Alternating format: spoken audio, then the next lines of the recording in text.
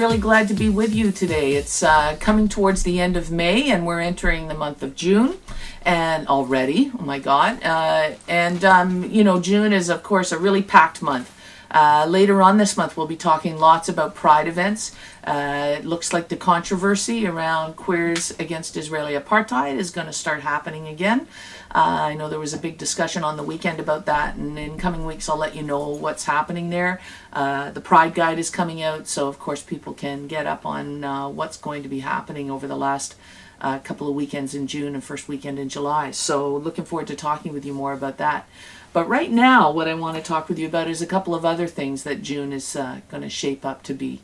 First, it looks like the amazing protests and the incredible, I think we're into 3-4 months of activism, daily, nightly activism in Montreal in support of first the students who are demanding that the Quebec government stop its plans to raise tuition fees by, I think, over 60% over the next 5 years. Of course, tuition, low-cost tuition and access to post-secondary education is a very important concept in Quebec.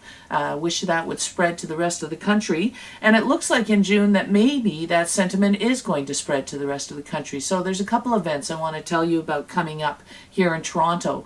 As you probably know if you've been watching the news, especially the alternative news like Las Perlas, Rabble.ca, and many others, the protests in Montreal have started to focus, in addition to the tuition plans, those protests are starting to focus on new legislation that's come out from the province of Quebec, Bill 78.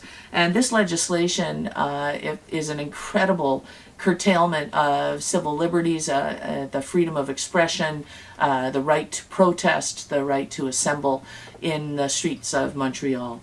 And the government, of course, with Bill 78 has tried to insist that all protests give the police over 8 hours notice if they're going to be any more than, I think, maybe 10 or 50 people.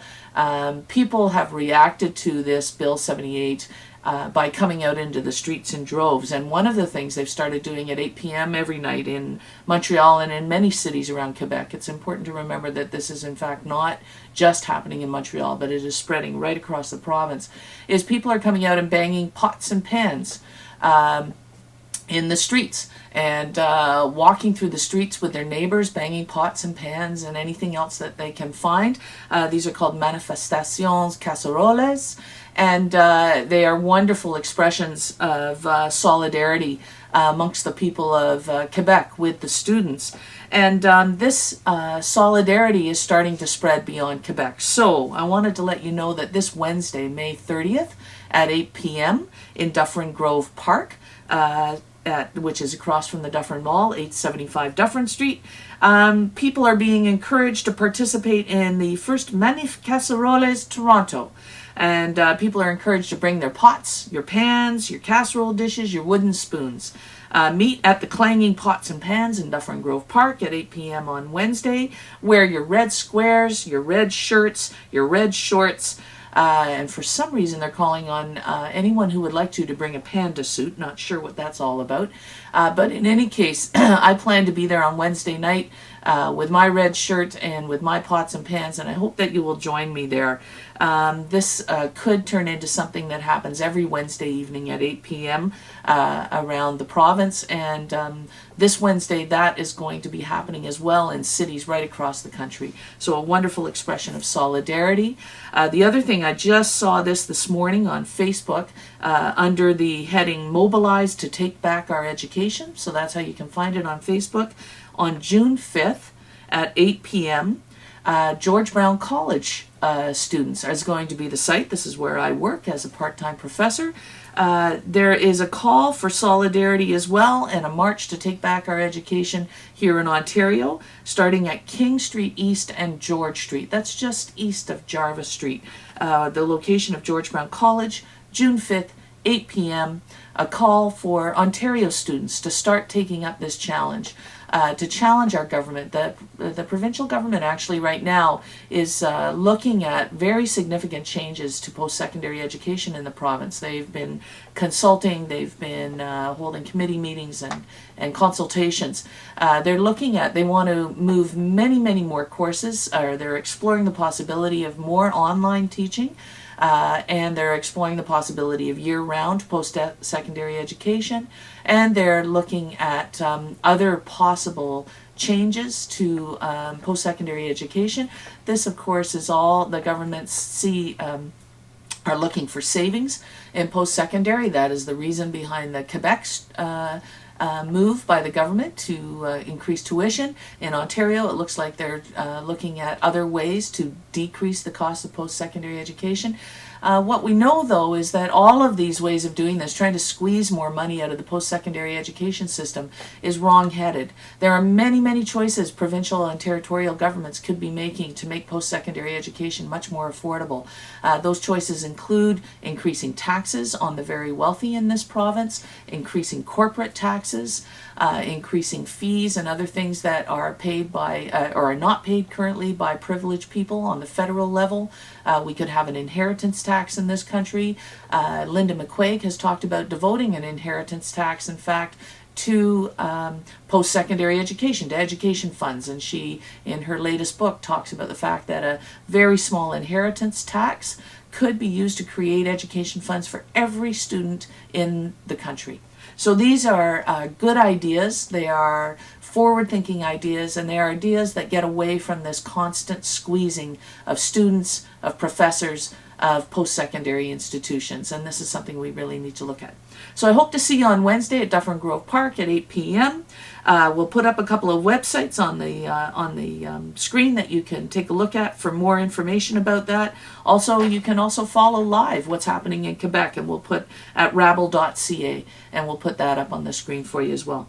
The other thing I want to quickly say is that June is also Bicycle Month, and I've got my I Love Bicycle t-shirt on with my red square of solidarity. And June is Bike Month. There was a kickoff just on the weekend in Christie Pitts. There is lots going on this month, and I won't try to tell you about everything going on, but if you go to bikeunion.to and look for Bike Month and the calendar for Bike Month, you'll see that almost every day of the week there is something that you can do, whether or not you're a bicyclist or not. You might be a wannabe, you might be a bicyclist that travels every day, you might be an occasional bicyclist on the trails. All of this is for you. And on the weekend, Saturday, June 2nd, we have a big demonstration starting at 1:30 p.m. in different parts of the city, east, west, north, or for walking people. You're encouraged to meet in different locations at 1:30. For example, if you're in the West End, we'll be meeting for the Bells on Bloor ride at Hyde Park at 1:30. If you're in the East End, people will be meeting at East Lynn Park at Woodbine and Danforth at 1 p.m. on Saturday.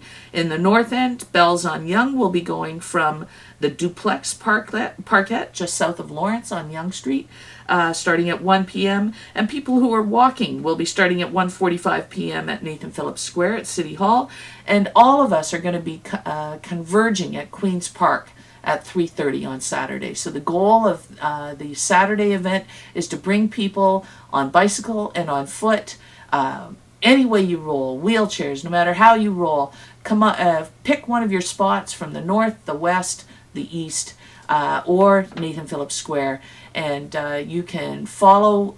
I've taken part in the Bells on Bloor event for the last couple of years. It's amazing. Hundreds and hundreds and hundreds of cyclists taking over the lanes of Bloor Street, demanding bike lanes on Bloor, demanding better education for drivers so that they know how to coexist on the roads with cyclists, demanding an end to the war on cyclists, and more respect for cyclists and more respect for the fact that cyclists do good things for our city.